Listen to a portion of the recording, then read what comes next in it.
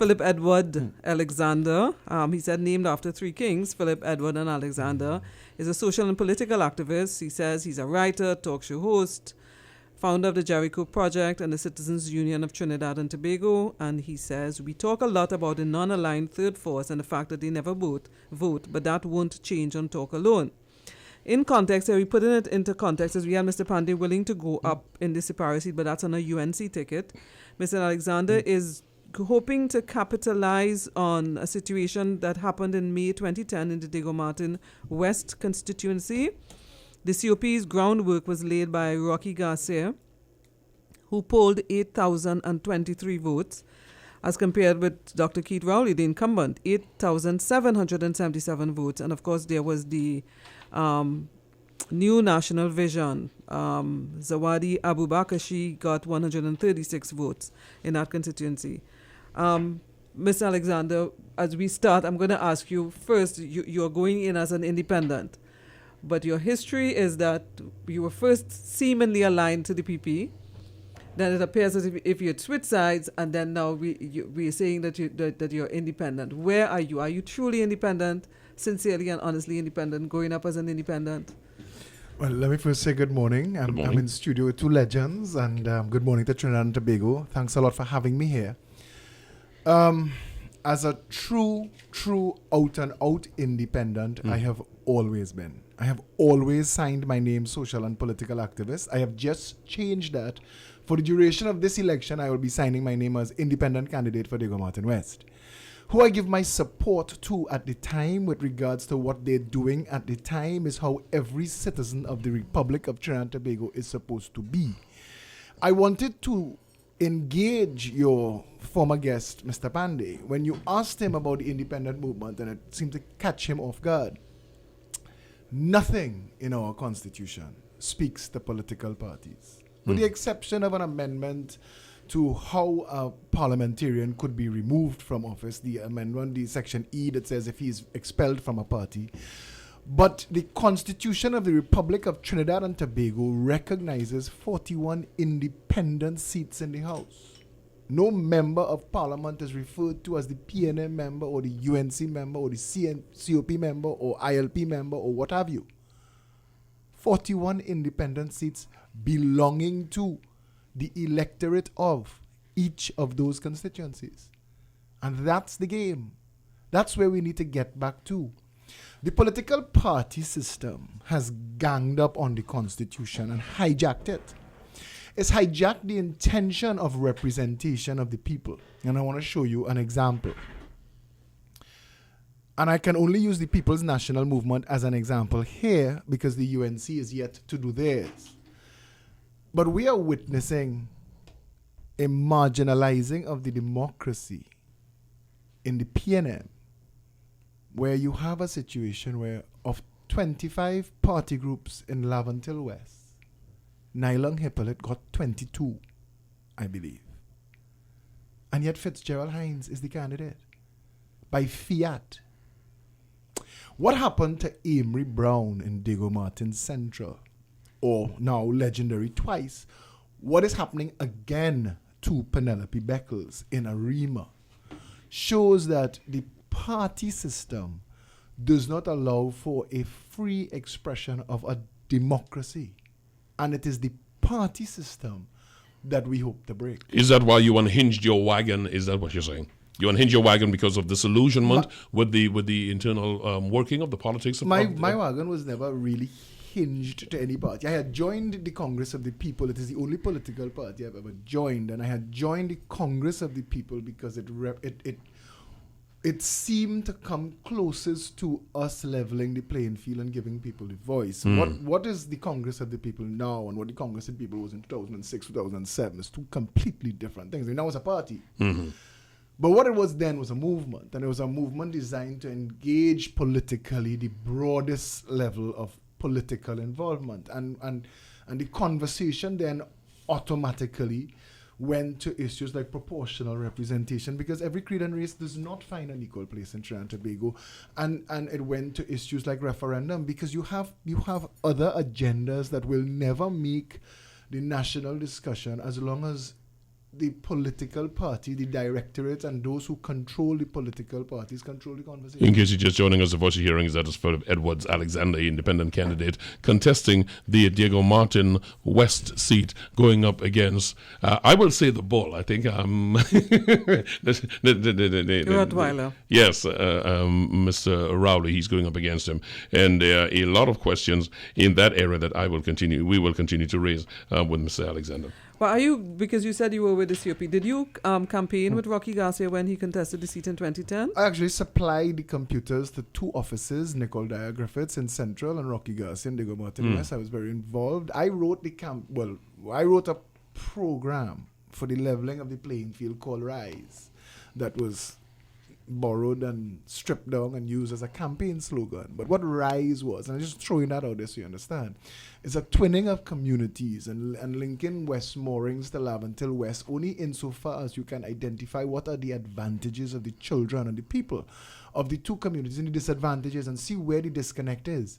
Because if we could get all of our people to the closest thing to a level play field, I think together we could all rise. And that was the idea behind the concept of RISE. And that's just to show you the level of involvement I had then. When the Faizabad Accord was signed, I had already committed to donating those computers to Rocky Garcia's campaign and Nicole Dyer Griffiths through Catherine Stallmeyer White, then a stalwart of the COP. And I had already committed. And the Faizabad Accord was signed, and I have a complete standing disagreement with what Jack Warner represents in the politics. And because of that, I left. Make clear to our listeners, what is the Faizabad Accord? The Faizabad Accord is what linked all of the small parties to the UNC, what created the People's Partnership. It was signed, yes. But because of that signing of the Faizabad Accord, and because of Jack Warner's role in the UNC at the time, I stepped back, and had no part to play and gave no party support. I could not, in all conscience, support what the Congress of the People quickly became. And I said so. You mentioned earlier, Sharmain, that after the election, what former Prime Ministers Pandey and Manning had to endure. And I remember the PNM fell into disarray. And if you check your history, if we check just newspaper headlines, you'll realize prior to Section 34 and the march and civil society giving the PNM some support again, prior to that, there was nothing that Keith Rowley could have said or could have done that was getting him any sort of respect or value in society. Okay, I want to take this straight into Diego Martin West, because on account of working with Rocky, and then on account of the 700 vote, because this is the closest, I think, the May 2010 results were the closest that anybody caught up onto Rowley, because he has held Diego Martin West for quite a number of years, and convincingly as well. Where, and the voting pattern, by you would have known, and I'm sure by now you ought to have addressed the voting pattern in various polling divisions. Where is the fallout? Where did he lose votes? And why do you think you can step into those areas? Is it West Moorings, Victoria Gardens, Goodwood Park, that he would have lost some votes? Or is it in his other areas in Diego Martin and Carenage? And why do you think you can, what do you hope to achieve? Are you going to catch up that 700? Those are a lot of questions. First of all, you'd remember there was a strong anti-Patrick Manning sentiment at the time. And we have the people that we talk about who we want to get proportionally represented. We're talking about people, and we're talking racially, because Mr. Pandey is being politically correct when he talks about the farmers and the workers. But it's the pink-skinned people and the Jews and the Chinese and the Portuguese and the Germans and the smaller units. I mean, look at what Archbishop Barbara Burke had to do. Undecided. But look at what Archbishop Barbara Burke had to do to get representation for the Shouta Baptist. She had to give her community to the UNC. But stay with Diego Martin West. I'm just but I need to. Yeah, I really don't want to go there, but yes. I don't want to, but I don't want to leave any of the listeners behind, because everything has a context, and they need to understand the context. But pinning down polling divisions and what strayed where, you need to also bear in mind there are about 65,000 people in Diego Martin, and only about 30,000 of them are registered to vote. And of those 30,000 people registered to vote, only 16,000 people come out. So that tells you we have minority representation across the board. Keith Rowley has never been able to gather more than 40% of the vote. He's never been able to do that. You feel confident that you will be able to Keith bring these? If Keith Rowley was an independent in this election, he could not beat me. My track record in Diego Martin West for delivery is greater than his, and he's been an MP for 24 years. Delivering what then? I was a person who, I wrote an article actually called Solving Traffic in the West. And Nicole Dyer Griffith, who was then a communication advisor to the Prime Minister, she called me to ask me, this would really work? I said, this is the solution. It's the fastest solution. So she asked if I would meet with then Jack Warner, knowing how I felt about Jack Warner. But I said he is the Minister of Works, and I will meet with him as the Minister of Works. And a meeting was put together quickly. The Minister of Works, the Director of Highways, the Permanent Secretary. There was about 12 people in the room because they had all read it. What has now since been done and is known as the Diego Martin Highway was really a bypass. Because I told them, I said, while we're waiting for the best to be done, let's do the good. And the problem with the traffic in Diego Martin is the traffic that backs up from Starlight Shopping Plaza and Four Roads. So if we could bypass that, just around between Victoria Gardens and Acton Court, let's just bypass it. So who wants to go to Starlight and Four Roads can. And they said, you know what, let's do it. Let's do that. And that became that. And it's this type of practical representation that I hope to bring across the board. Recently, I don't know if you saw what took place in Rich Plain. The people in Rich Plain, the upper parts of Rich Plain, they've been arguing about who's above 300 feet, who's below 500 feet, why they don't drink spring water. I said, listen, until we could solve the problem, at least put some tanks for the people so that WASA could put some water in those tanks. So at least they can have water and they're happy with that. WASA has already agreed to put in a supplemental pump because the community is very old. And Mr. Rowley says that he had approached that situation before, in addition to, it did raise the question, from him anyway, as to whether WASA was entering politics and endorsing you by having a discussion with you when he was the elected representative of the area who made overtures to them before. But Via the councillors of the Diego Martin Regional Corporation. But my lord, I would say to him, he embarrassed himself. He was a government minister. He's been the MP for 24 years. This government has only had control of WASA since May 2010. This is Trinidad. Everything is political. We see that. He had the opportunity to give these people, not just these people, Factory Road, Bagatelle, Lansbytown, Scorpion, Vineyard down in Carnage, all of these underrepresented people. I have a friend right now, she's calling me in St. Lucian Road to solve a drainage problem she has, and I know that I can solve the problem, but I'm afraid of it ending up on the television again. I get very clearly what you're saying there. The councillor is in office now. To show up on the television with scribbled bits of paper is disingenuous and designed to distract and fool people. You have office. Would you agree or disagree with Mr. Rowley's contention that we're saying to the political fray by having discussion with you? That's what I'm trying to I am a social and political activist. I've been representing people for years and I solve problems. And for WASA to say that they agreed with the solution that I put forward, what is wrong with that? Would he have minded if they had said we are in conversation with Keith Rowley?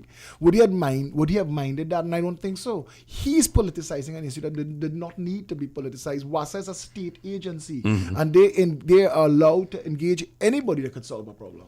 Okay, you're strong for the independence, and you've also, I saw in a post that you did yesterday, until we seek to represent them by making proportional representation of front burner issues. So I understand where you're heading, almost in the same direction as Mr. Pandey as well. But I'm getting the impression based on what you're saying, because there's the Alliance of Independence, now there's you, and there may be other people. They're scattered forces, or scattered, the COPs are scattered force, and they're scattered around that they are independents contesting seats all over. So, for example, what if it turns out in Diego Martin West, there's the PNM, well, it has to be the COP because I don't think the UNC will contest the seat as the last agreement. And then there's you, there would be the New National Vision and possibly the Alliance of Independence. Have you had any discussion with the Alliance of Independence? Or are you you know that you're going into a race that is as far scattered and honestly think that is the most exciting thing to happen. And I wish every seat would have 5, 6, 8, 10 people vying for it. I think we need to get to a place, and I've said that the Elections and Boundaries Commission should vacate the $5,000 deposit that you need, so that if Rennie Bishop chose to throw his hat in the ring and trade on the strength of his name and come and give representation to the people, he should be allowed to. We have too many hurdles that prevents people from getting politically involved and tries to channel them through a party system that then disenfranchises the democratic vote. And I find that there is the thing that we're supposed to be focused on. I also see that you're giving the third what we call the third force. The non-aligned movement. Bernard Panton is one of the first people to refer to that as the third force, and I hate that name. I call them the unrepresented. The unrepresented is a mass of Trinidadians. It is more than 60% of the population. To marginalize them and throw them together in a basket and call them the third force is to treat them with disrespect. Two things here. One is that clearly you concur with Mr. Pandey on the prioritizing of PR. Here's the disagreement I have with Basdio Pandey is that Basdio Pandey wants to do this thing as a massive attack on the Constitution, and I don't think that is necessary. When Prakash Ramada launched his Constitution reform movement and whatever it is this government said they were doing, I said that this is ridiculous and it is overkill. We can identify 5 things that need to be changed right away and amend the Constitution, because if you are familiar with the United States Constitution, what a lot of things that are quoted are amendments. Rights and freedoms, the women's vote, what freed the slaves, what the basic rights and freedoms of people in America is an amendment to the Constitution. You believe incremental and not the but the whole. Again, we are so accustomed to the best being the enemy of the good. People were waiting to solve the highway with flyovers, overpasses, and tunneling through mountains. Of course, don't forget those. But Diego Martin people, we were backing up to Movie Town every evening trying to come home. It is 50 minutes after 11 o'clock. You have in Brunch at 107.7. Our guest is Phillip Edward Alexander, independent candidate for Diego Martin West. You know, it is true that according to polls anyway, 40% of the eligible electorate, they are undecided right now. So there is a disconnect that is very clear. I do want to ask you, however, going up as an independent, do you think, clearly you would think so, but there are many who ask the question, can independents, even if they win a seat, make a difference for them, particularly with the type of politics you heard Mr. Pandey articulate, with the kind of politics we know exists, the whole question of the cronyism or the wink eye. I'm not going to say what the other things, the nepotism. I'm not even going to go there. I'll just stay with the area of an independent coming in, being elected to a seat. Can he make a difference? What Mr. Pandey and Mr. Manning, Mr. Chambers, Dr. Williams, Mr. Robinson all failed to address, in fact, they focused on keeping a centralized control of power. What we advocate is decentralizing power. If Diego Martin West got its share of the income every year of the budget, if you say we earn $100 billion, we'll take 50% of that and divide it between the 41 constituencies, so everybody get their $1 billion. Then Diego Martin West will have $1,000 million to spend this year. And based on that $1,000 million in our constituency, we would have a meeting with all of the special interests and all of the groups that seeking to get funding, and identify all the things that need to be dealt with, and then central government could go about the business of securing the nation. But the reality of the situation is governments have come and governments have gone, and all they've tried to do is concentrate power in central government and keep the people beholden to them. Anybody who asks you what an independent can do, take them for a drive down the Diego Martin bypass. Because I was no friend of the Minister of Works at the time. But he had the ability to see that this would deliver to the people, and it made sense. And at the end of the day, strong advocacy, the ability to negotiate and network and to get people to work is what got Wassa to put the tanks in, and now the people in Rich Plain have water. And ultimately, all talk aside, all you, me, and every one of the people who we lump together and call undecided, all they really want is government to take care of its business and get out of the way. Give the people hope and opportunity and leave them alone. Yeah, government can never get out of the way, but I understand what you're saying. Your last, you're talking about campaign finance reform because you're making a big deal about that you're hosting barbecues. You had one, and you're raising funds by ultra-traditional means. Yeah? And where you get in, you need helpers, you need people to go with you, you need, for starters, if you're ultra traditional, you're going to have flyers. There's also a Facebook campaign, which is probably the least expensive for you. Flyers, T-shirts, vehicle, transport, and people to help you. How are you funding that from barbecues? Well, this is what you do. You leverage friends and family. You leverage what people owe you. We printed black and white and grayscale flyers, which are the cheapest. So we did that at Rapid Print, 2 on a letter size page. So you pay for 1 print and you break that down to 2. We all contribute. The entire thing is volunteer driven. Anybody who joins our campaign looking to get paid or a handout quickly realizes they have nothing there for them. What was done yesterday in Diego Martin West was a gathering of people that would have made anybody proud. People just came out, and 2 weeks ago, the same thing happened with our bake sale. And it's how politics is supposed to work, because, and we tell people, I tell you something, you tell 10 friends, and they ask those 10 friends to tell 10 others. And the reality is, if we don't get back to there, we'll continue to have $300 million campaigns with goats and yellow capes on stage that does not address the issues that the people want addressed. And when Mr. Pandey said some of the things that he said, I was wondering if there were 2 Basilio Pandays, because he was prime minister. And when he was prime minister, he wasn't doing any of the things he's telling other prime ministers to do. And what is it about us that we don't understand that you have an opportunity, a brief opportunity in this life to make this world better? And if you are blessed with the opportunity, use it properly. But we are all better off in hindsight, surely. And if we are, in fact, reflective and see where we have grown, we can pass that advice on to others. I agree with that. As well as, in all fairness to him, he explained, and I think he wasn't explicit, but he explained the system. But you get into the system, and the system, technically, he got into a system. And he said to you, and you let him say that people can't change the system changes people, but the system is representative of the intentions of people. Without people, no system could exist. The system is an agreement between people. We agree that it is so. We could agree to change it. You call a number of factions in the area, the pink people, as you call it, who pink skin. are pink skin, who are underrepresented. You're saying there is no room in the 2 existing primary parties for them? You have to find a value to your soul and trade it, like Barbara Burke did for the Shouter Baptists. Put a value on your soul and trade it. When Prakash Ramadar and Winston Dukaran was trying to sell the idea of the COP, they had to find something that would galvanize those same people and axe the tax. You remember axe the tax? They come in to tax you out of your house. That galvanized them. So the game of politics is too much of a game in Trinidad, and there's not enough representation. That is why the slogan for our campaign is representation that delivers. We coming into this thing to represent. And I would debate Keith Rowley today, tonight, tomorrow. I'd go Balize House for the debate. I'd let Faris Al-Rawi moderate, because I would like them to explain to me what Keith Rowley has done with his 24 years of representation in Diego Martin West. I've been asking, and nobody could seem to answer.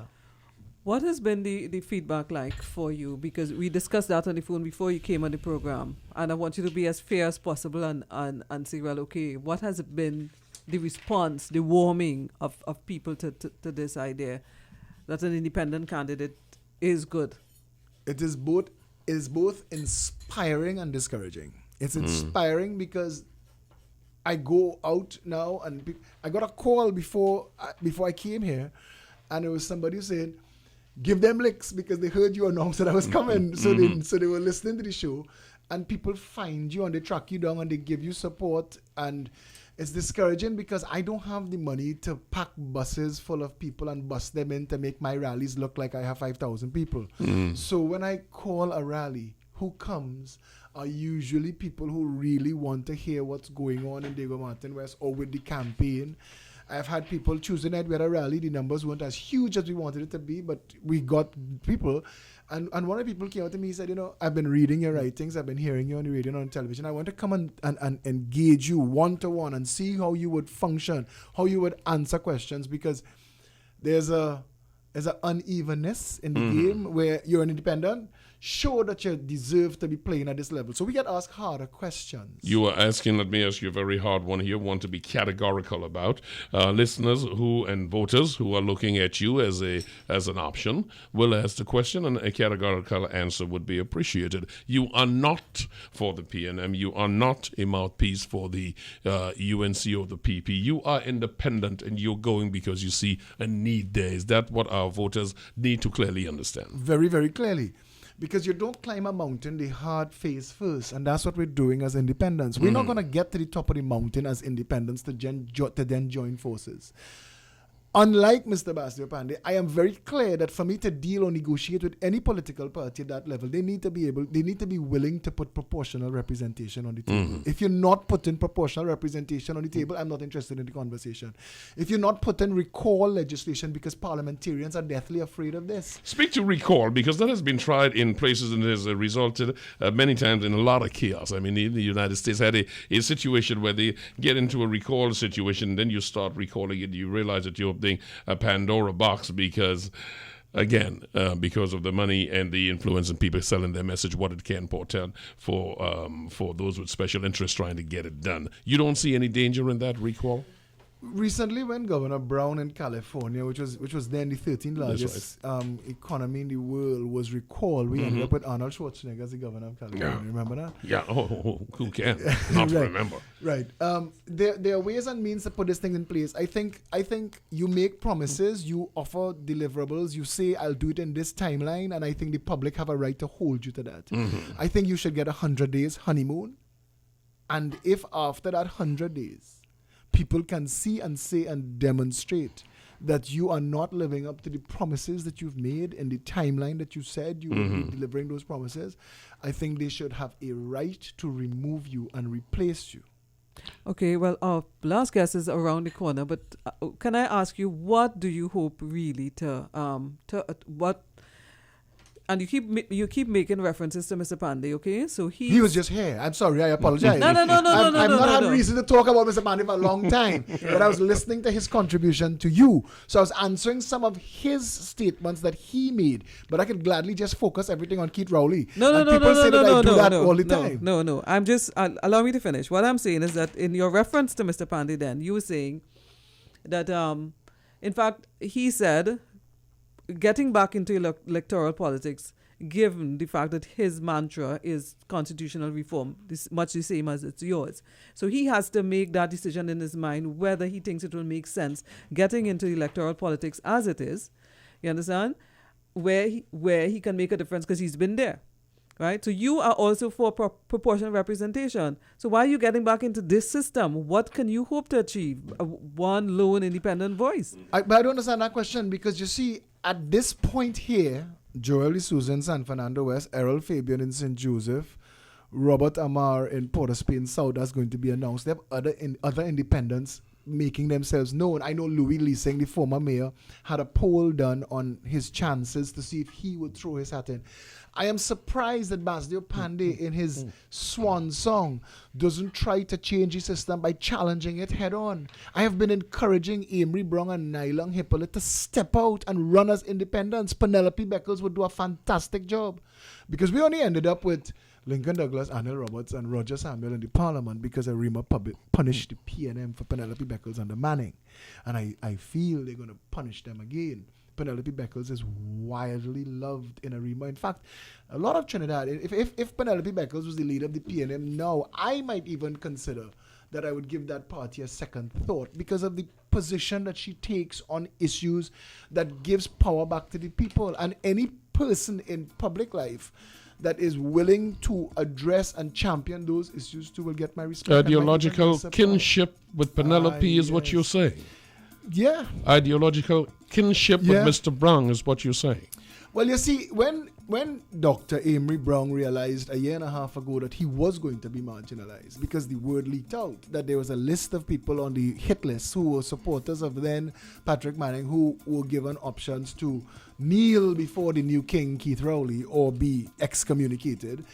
And when Dr. Amory Brown found that out, he started to serve his people. And it reminded me of Herbert Volney when he was in the death throes of his representation, all of a sudden we started to hear the names of streets in St. Joseph. You disagree with a skipper having the option to pull his own team, is what you're saying, because you use a very colorful words to adds to describe what is perceived as Mr. Rowley's preference.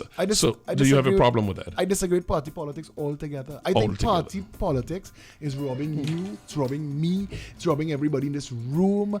I think that party politics in Trinidad and Tobago is a disguise that hides powerful people in this country, financiers and power brokers who dictate the national conversation. The Tories, the Labour Party, the Republicans, the Democrats, they all party politics. I don't think we're sophisticated enough in this country yet to be there. I think we could grow to there.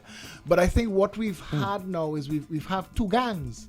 And two gangs driven by, when Basil Pandey says it's going to be decided, this election is going to be decided by race. What election in this country wasn't?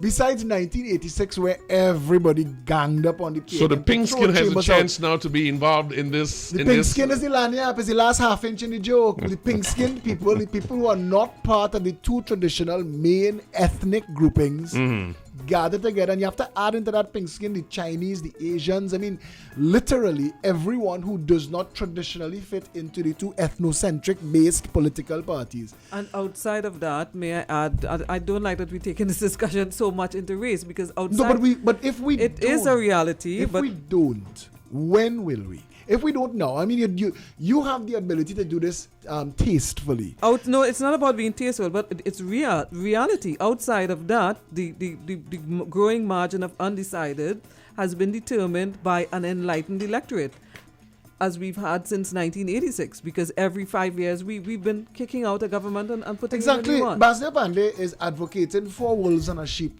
deciding what's for dinner. You don't put parliamentarians to vote themselves less power.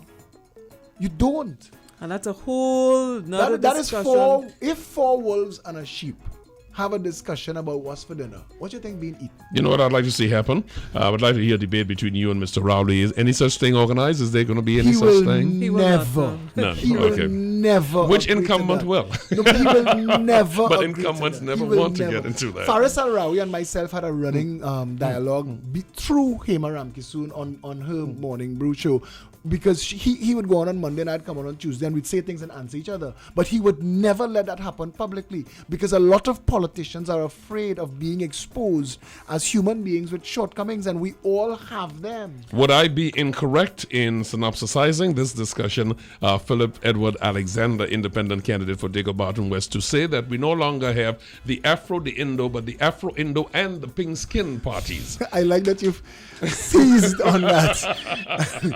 but Thank you so much, I like that you've seized on that. The pink skins are one small group. They're not the whole of the third force. I'm just saying that we and you know what's I'm learning from you real quick. I know that. I see. I have to be careful. If I ever come back here, I'll be careful what I say. Phillip, I gotta thank you now. We're out of time, man. Appreciate it. I appreciate having the And thank you very much. Folks, keep an eye on Phillip Edward Alexander, because let's see how he fares in his experiment in Dago-Barton West. Thank you very much. The games have begun. Thank you very much.